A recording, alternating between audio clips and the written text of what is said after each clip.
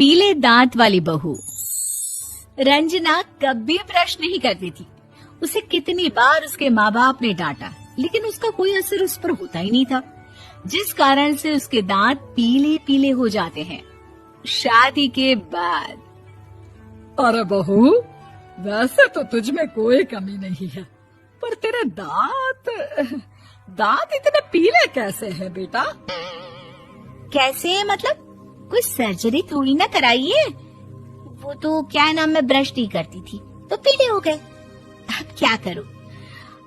आप कहें तो लाल करवा लूं या फिर काले? यार ये क्या है, क्यों माँ से लड़ रही हो? लड़ रही हूँ? अरे मैं लड़ रही हूँ या ये बोल रही है कि दांत पीले है, पीले। अरे तपस्या थोड़ी ना की है इन्हें पीले करने के लिए। बकायदा ब्रश नहीं किया है 20 साल तक, तब जाकर। छी, कैसी बात कर रही हो? ये उस वक्त तो पीले नहीं थे जब हम लोग तुम्हें देखने आए थे। अरे तब साफ करवा लिया होगा डेंटिस्ट के पास जाकर। अब देखो कैसे पीले पीले लग रहे हैं। रंजना सास की तरफ गुस्से से देखती है। फिर शुरू हो गई पीले पीले पीले।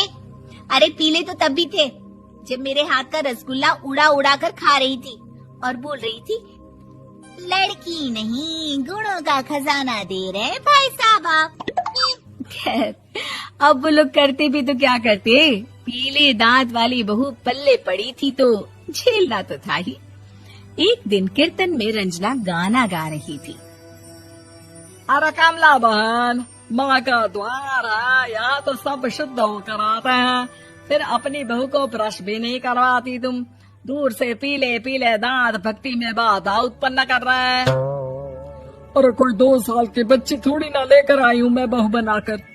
अच्छी खासी लड़की है, अरे कैसे करवाऊं ब्रश? ये तो उसे खुद करना चाहिए ना। अब माँ बाप तो इसके जैसे तैसे निपटा दिए, ये नहीं सोचा कि सास कैसे संभालेगी। सास बहू को लेकर घर आ जाती है, लेकिन सोच लेती है कि अब इसे लेकर कहीं नहीं जाएगी। अगले रोज बहू कहती है, अरे क्या हो गया, मंदिर नहीं जाना क्या? कीर्तन का वक्त हो रहा है। मेरी मधुर वाणी से कान्हा जी जागते हैं और सोते हैं। आप तो जानती है ना उनकी भक्ति में कितना मन लगता है मेरा। वो क्या है ना, तबीयत ठीक नहीं लग रही है मेरी, आराम करूंगी मैं। तबीयत ठीक नहीं लग रही? अभी तो मिथुन के गाने पर नाच रही थी आप, और अब बोल रही है कि तबीयत ठीक नहीं लग रही।